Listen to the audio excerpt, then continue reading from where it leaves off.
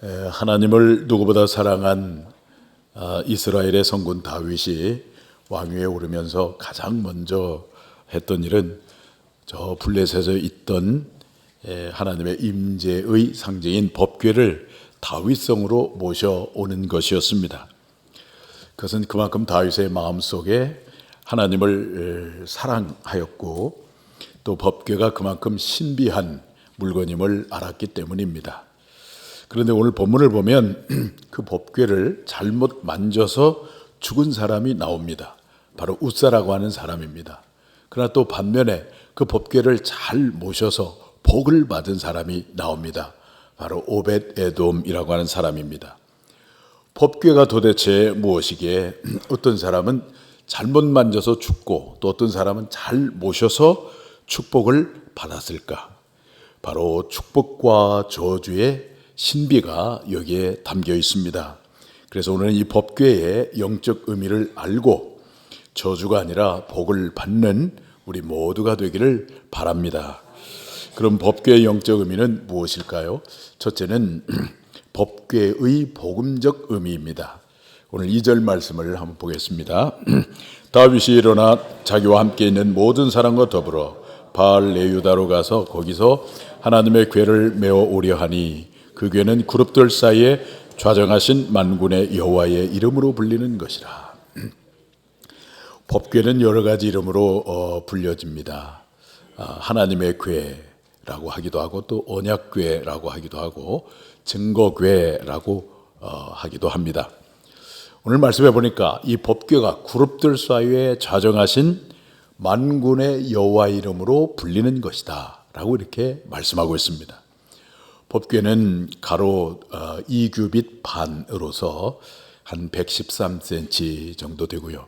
그리고 세로와 높이는 1규빗 반으로서 한 68cm 되는 그런 사각형 상자입니다.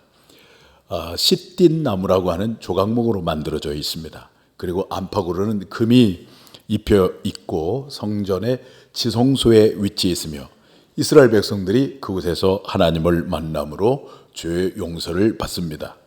이스라엘 백성들은 눈에 보이는 이 법궤를 통해서 눈에 보이지 않는 하나님을 만났던 것입니다. 그렇다면 이 법궤의 영적인 의미는 무엇이겠습니까? 바로 예수 그리스도를 예표합니다. 이 법궤의 재료는 시띠나무라고 불리는 조각목으로 만들어졌는데 아주 볼품이 없는 나무입니다. 아주 질기고 뒤틀려 있고 형편이 없는 나무인데 이것이 바로 예수님의 인성을 상징합니다. 우리 예수님은 낮은 모습, 아주 볼품이 없는 모습으로 이 땅에 오셨지 않습니까? 또 그런가 하면은 안팎으로는 금이 입혀져 있는데 이것은 예수님의 신성을 의미합니다.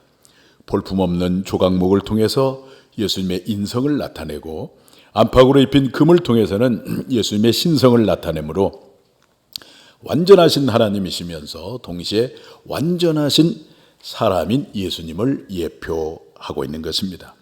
그런데 이 법궤를 보니까 법궤 안에 세 가지가 있습니다. 하나는 만나를 담은 돌 항아리가 있고 하나는 아론의 쌍난 지팡이가 있고 또 하나는 언약의 비석이 있습니다. 이 만나는 생명의 떡이신 말씀 되신 예수 그리스도를 예표하고 또 죽은 살구나무에서 잎이 나고 꽃이 피고 열매가 맺었는데 이것은 우리의 죄를 위해서 십자가에서 죽으시고 부활하신 예수님을 예표해주고 그리고 언약의 비석들은 율법의 마침이고 완성이신 예수 그리스도를 예표해줍니다. 이 법궤의 두 재료 시띠 나무와 금은 예수님의 인성과 신성을 예표하고 또 법궤 안에 있는 이 세 가지 내용물들은 전부 다 예수님을 예표하고 있어요. 참으로 신비합니다. 이스라엘 백성들은 철저하게 이 법궤를 중심으로 해서 살았습니다. 이스라엘 백성들이 이동할 때는 법궤를 앞에 모시고 이동을 했습니다. 그들이 요단강을 건널 때도 법궤를 앞에 모시고 요단강을 건넜더니 강물이 갈라졌습니다. 여리송을 돌 때도 법궤를 앞에 모시고 돌았더니 여리송이 무너지고 전쟁에서 승리할 수가 있었습니다. 이스라엘 백성들은 법궤가 멈추면 그들도 멈췄고요. 법궤가 진행하면 그들도 진행했습니다. 이것은 하나님 나라의 백성으로 살아가는 오늘 우리들의 삶이 어떠해야 함을 우리에게 말씀해 주고 있습니다. 법궤를 중심으로 살았던 이스라엘 백성들처럼 오늘 우리들도 오직 법궤이신 예수님을 중심으로 살아야 함을 우리에게 말씀해 주고 있는 것입니다. 우리 성도는 예수님이 가면 가는 거고 예수님이 멈추면 멈추는 것입니다. 이스라엘 백성들이 법궤를 따라 요단강을 건넜더니 요단강이 갈라진 것처럼 예수님을 모시고 예수님을 따라가면 막힌 길이 뚫리게 되고 절망의 강은 갈라지게 되고 어둠의 장벽은 반드시 무너지게 되는 것입니다. 그러므로 날마다 법궤 되신 예수님과 동행하심으로 승리하시는 여러분 모두가 되기를 주님의 이름으로 축원합니다. 법궤의 영적 의미는 무엇입니까? 첫째는 법궤는 복음적, 법궤의 복음적 의미입니다. 둘째는 법궤로 인한 저주입니다. 7절 말씀을 한번 보겠습니다. 7절 말씀 시작. 여호와 하나님이 웃사가 잘못함으로 말미암아 진노하사 그를 그곳에서 치시니 그가 거기 하나님의 궤 곁에서 죽으니라. 하나님의 임재의 상징인 법궤가 블레셋과 전쟁으로 말미암아 빼앗긴 채 아비나답이라고 하는 사람의 집에서 한 20년째 방치되어 있었습니다. 다윗은 하나님의 임재의 상징인 이 법궤가 그렇게 방치된 것이 너무나 마음이 아팠습니다. 그래서 이 법궤를 다윗성으로 모셔오기로 결심을 하고 그저 장정 몇 사람이면 충분히 모셔올 수 있을 텐데 다윗은 법궤를 그렇게 귀하게 생각을 하고 있었기 때문에 장정 3만 명을 동원해서 이 법궤를 모셔옵니다. 아비나답의 아들 우사와 아효가 새 수레에 이 법궤를 모시고 뒤에서 밀고 이제 앞에 소가 끌고 이렇게 오는데 이 나군의 타작마당 부근에서 이 법궤를 맨 소가 펄쩍펄쩍 뛰는 거예요. 법궤가 이제 흔들리고 잘못하면 떨어질 것만 같아서 이 법궤를 몰고 있는 이 우사가 마음이 조급한 나머지 손을 들어서 그 법궤를 붙들었어요. 그랬더니 하나님께서 그 우사를 치심으로 그 자리에서 즉사하고 말았고 아비나답의 집은 저주를 받고 말았습니다. 오늘 본문을 보면 참 이해가 안 가죠. 법궤가 흔들리면 떨어질 것이니까 당연히 붙들어야 되는 것인데 붙들었기 때문에 우사가 죽고 말았다고 하는 것입니다. 이해가 되지 않죠. 그런데 여기에 명백한 두 가지 잘못이 있습니다. 하나는 법궤는 어디에 메고 와야 되냐면 수레에 메고 오는 게 아니라 제사장의 어깨에 메고 와야 됩니다. 그런데 아비나답의 새 수레에 모신 것입니다. 또 하나는 법궤는 제사장이 아닌 사람이 만지면 죽는다고 성경이 말씀하고 있어요. 민수기 4장 15절을 한번 보겠습니다. 시작. 진역을 떠날 때에 아론과 그의 아들들이 성소와 성소의 모든 기구 덮는 일을 마치거든 고앗 자손들이 와서 맬 것이니라. 그러나 성물은 만지지 말라. 그들이 죽으리라. 회막 물건 중에서 이것들은 고앗 자손이 맬 것이며. 제사장 외에는 누구든지 만지면 죽는다고 했는데 그만 그 법궤를 누가 만졌습니까? 우사가 만지고 말았어요. 우사가 죽은 이유는 말씀을 버리고 자기 마음대로 법궤를 모셨기 때문입니다. 여러분, 이 우사의 죽음의 사건이 우리에게 말씀해 주시는 메시지가 무엇이겠습니까? 신앙생활을 하실 때 철저하게 말씀을 따라 해야 함을 우리에게 말씀해 주고 있는 것입니다. 자기 생각이나 자기 경험이 아니라 주님의 말씀을 따라서 하셔야 한다는 것입니다. 우리가 많이 불렀던 복음성가 중에서 주님 말씀하시면 내가 나아가리라. 주님 뜻이 아니면 내가 멈춰서리라. 나의 가고 서는 것 주님 뜻에 있으니 오 주님 나를 이끄소서 하라고 하는 찬양 우리 많이 불렀잖아요. 주님이 말씀하시면 나가고 주님이 뜻이 아니면 멈춰서고 이렇게 하는 거예요. 할렐루야. 그래야 우리가 승리하게 되고 그래야 하늘의 복을 누릴 수가 있는 것입니다. 이스라엘의 초대 왕인 사울 부모 순종 잘했습니다. 또 효도 잘했고요. 우리 성경에 보면 효도하면은 장수의 복을 받는다고 그랬잖아요. 효도 잘했어요. 키도 크고요. 얼굴이 얼마나 준수했는지 모릅니다. 그리고 거기에다가 겸손하기까지 했어요. 그런데도 그러한 사울을 하나님이 버리고 나중에는 죽음에 내어줬습니다. 사울 왕이 이렇게 인간 성공의 모든 조건을 완벽하게 갖추었음에도 불구하고 하나님께 버림을 당한 까닭이 무엇이겠습니까? 그가 죽임당한 두 가지 결정적 사건이 있었는데, 하나는 제사를 마음대로 드린 것이었어요.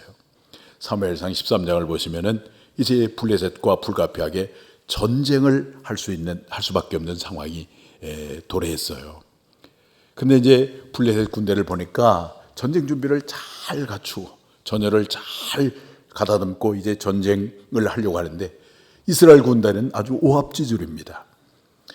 제사장 겸 선지자인 사무엘이 어서 와서 제사를 드리고 전열을 가다듬어야 되는데, 사무엘이 와야 할 7일이라고 하는 기간이 다 지났는데도 불구하고 사무엘이 오지 않는 거예요.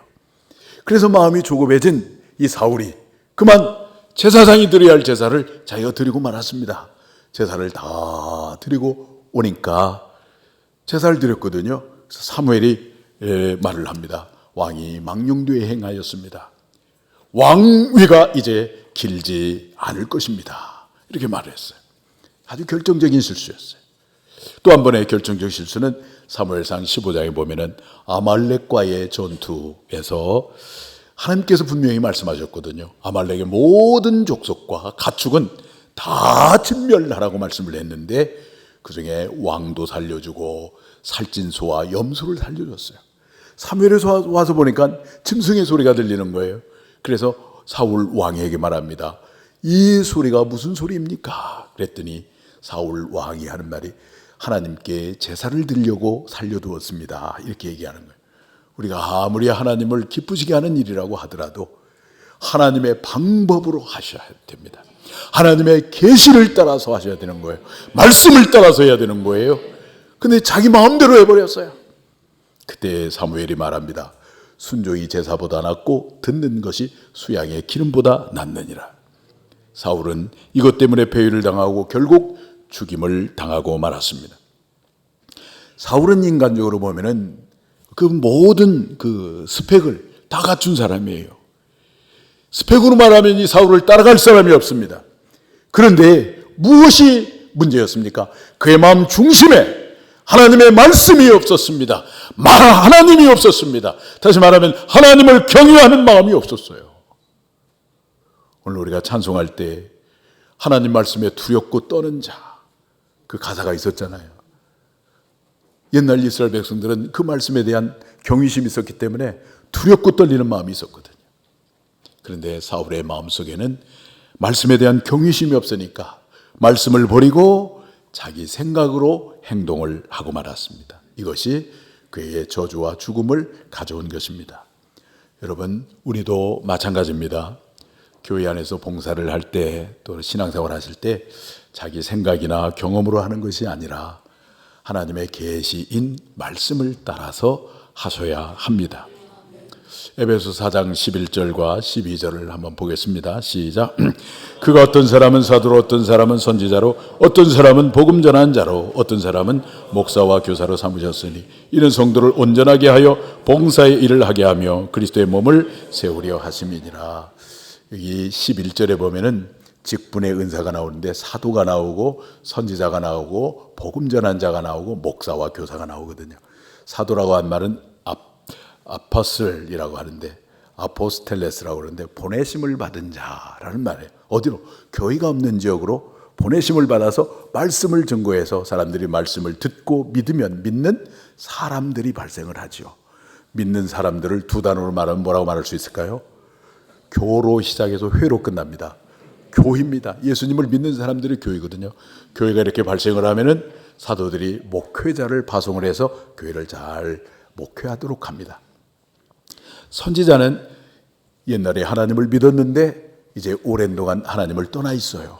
그 사람에게 말씀을 전해서 그가 다시 회개하고 하나님 앞에 돌아오게 하는 사람이 선지자입니다. 그다음에 복음 전하는 자, 에벤젤리스트라고 그러는데, 복음 전하는 자는 믿지 않는 사람들에게 말씀을 전해서 그들이 회심하고 하나님 앞에 돌아오게 하는 사람이 복음 전하는 자예요. 목사는 말씀을 선포하는 사람이고 교사는 말씀을 가르치는 사람이에요. 그러면 11절에 나온 사람의 공통점이 있죠. 공통적으로 들어간 단어가 있었죠. 무슨 단어였어요? 말씀. 말씀 사역자예요. 말씀 사역자. 오늘날로 말하면 저 신학을 공부하고 이제 전문적으로 목회하는 목회자를 가리키는 거예요. 그러면 이 목회자가 해야 할 일 뭐냐면은 12절에 보니까 성도를 온전하게 하여. 성도를 온전하게 하는 일을 하는 거예요. 그걸 누가 한다고요? 목회자가 하는 거예요. 온전하게 한다는 말은 현대인의 성경에 보니까 준비시켜서 그런 말이고, 이게 준비시키고 잘 훈련하고 갖추게 만드는 거예요. 갖추게. 그래서 여러분들 양육도 하고 제가 상공부도 하고 이렇게 하는 것이 아니겠습니까? 자, 그래서 여러분들이 온전함을 입은 여러분들이 해야 할 일, 평신도가 해야 할 일이 있는데 그게 바로 뭐냐면은 봉사의 일입니다. 따라서 해봅시다. 봉사의 일. 이 봉사의 일이라고 그러니까 우리가 청소하는 것만 생각하는데 청소도 참 훌륭한 봉사입니다. 그런데 킹 제임스 버전을 보면은 미니스트리라고 돼 있어요. 미니스트리란 말이 목회란 뜻이거든요. 여러분도 목회하는 거예요. 우리 평신도가 사역자인 거예요. 아멘이시죠? 사역자인 거예요. 여러분도 기도하고 여러분도 상담해주고 여러분도 신방해주고 이거 할 수 있는 거란 말이에요. 그러면 우리 평신도들이 신방하고 상담해주고 기도해주면은 목사는 할 일이 없어 참 좋겠네 그렇게 생각할 수 있을지 모르겠는데, 제가 편하자고 하는 게 아니라 우리가 좀 성경대로 좀 해보자는 거예요. 성경대로. 그래서 저는 열심히 성도를 온전하게 하는 일을 하고, 대신에 저 사도행전 6장에 보니까 목회자가 집중해야 할 일이 있더라고요. 사도가 전무해야 할 일이 두 가지가 있었잖아요. 하나는 무엇이었죠? 말씀. 또 하나는 기도. 말씀과 기도에 전무하고 또 리더십을 발휘하는 거예요. 교회가 어느 방향으로 가야 될 것인가 너무너무 중요하잖아요 지금. 이런 일에 우리가 집중하고, 그렇다고 해서 신방을 하지 않거나 그러지 않잖아요. 또 신방도 하고 그러는데, 그러나 이 목회의 이 본질에 집중하고 여러분들도 사역자로서의 역할을 말씀을 따라서 영적 질서를 따라서 잘 감당을 하게 되어지면 그렇게 섬기는 여러분들에게 하나님이 주신 행복이 있고요, 기쁨이 있고요, 그런 여러분들을 통해서 교회가 건강한 교회로 세워지게 되는 줄로 믿습니다. 오늘 본문의 우사가 하는 일, 어떻게 보면 당연한 일이잖아요. 지금 막 수가 벌쩍벌쩍 뜨는데 법궤가 땅에 떨어지면 큰일 나잖아요. 그래서 그 법궤를 붙들었어요. 어떻게 보면 당연한 일입니다. 충분히 그럴 수가 있습니다. 그럼에도 불구하고 우사는 죽음을 당하고 말았어요. 이유가 무엇입니까?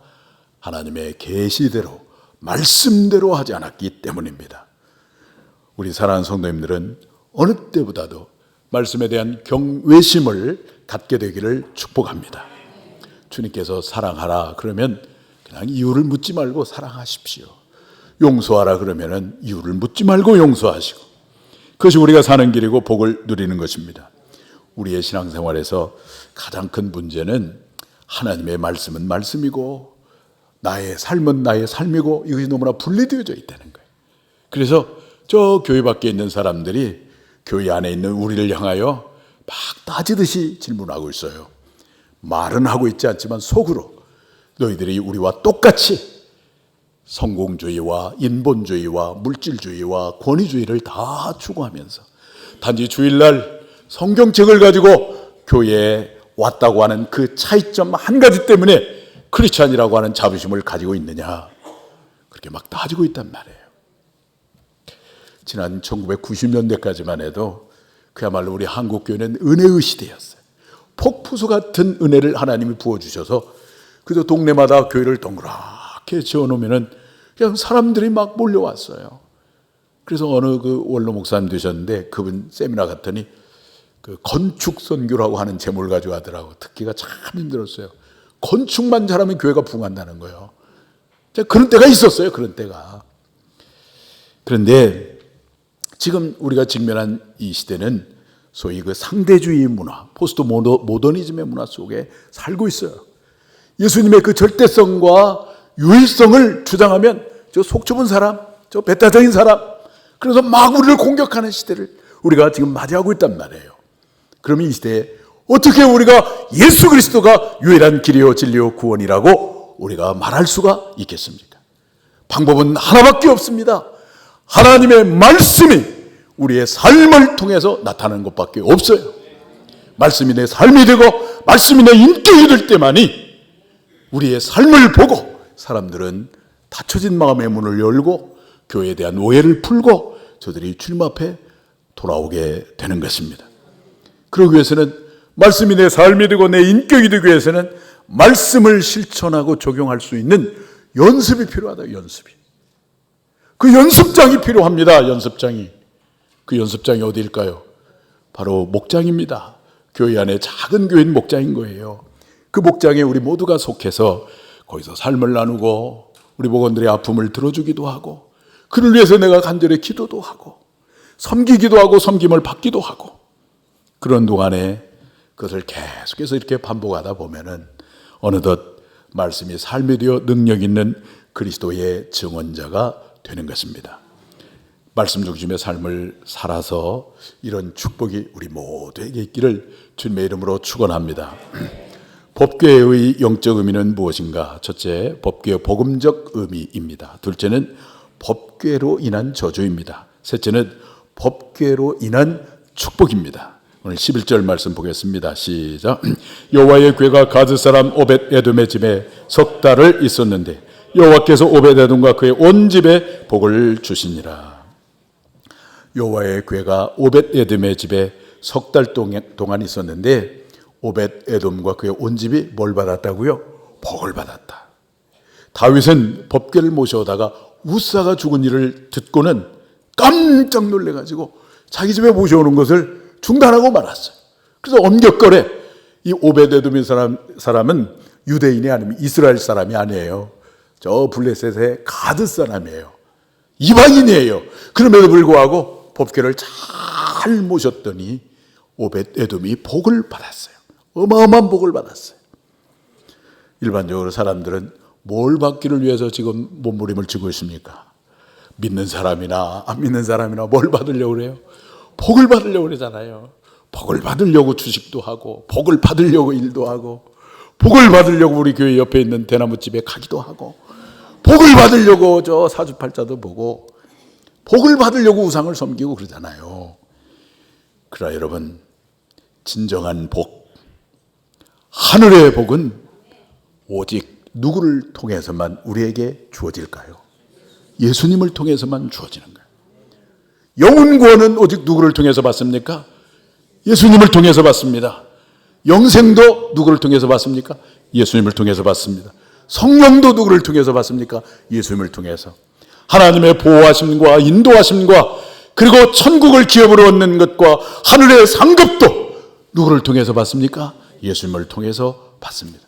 여러분이 간절히 믿음으로 기도했는데 하나님의 응답도 누구를 통해서 받습니까? 예수님을 통해서 받습니다. 하나님, 어떻게 하면 구원을 받습니까? 물으면 뭐라고 대답할까요? 예수님 잘 믿어라, 이렇게 대답할 것입니다. 어떻게 하면 하늘의 복을 누릴 수 있습니까? 예수님을 잘 믿어라. 어떻게 하면 평안을 얻고 행복을 얻습니까? 예수님을 잘 믿어라 라고 대답할 것입니다. 그러므로 사랑하는 여러분, 우리는 법궤를 잘 모셔야 합니다. 법궤 되신 예수님은 만왕의 왕이시고 만주의 주이십니다. 예수님을 잘 모셔, 오벳에돔이 법궤를 잘 모셨더니 복을 받는 것처럼 오늘 저 여러분도 이 법궤이신 예수님을 잘 모셔서 복을 받는 여러분 되시기를 바랍니다. 예수님을 모시는데 그저 형식적으로 모시거나 나의 욕망을 위한 도구로 모시면 복이 아니라 그것은 저주가 임하는 거예요. 이스라엘 엘리 제사장 때에 이 블레셋과 전쟁을 하게 되었어요. 전쟁에서 이렇게 불리하게 되니까 언뜻 생각하는 것이 저 실로에 있는 하나님의 임재의 상징인 법궤를 모셔오기만 하면은 우리는 무조건 전쟁에서 승리할 것이다 라고 생각하고 법궤를 모셔왔는데 완전히 블레셋에게 패배하고 말았어요. 그래서 법궤를 빼앗겼어요.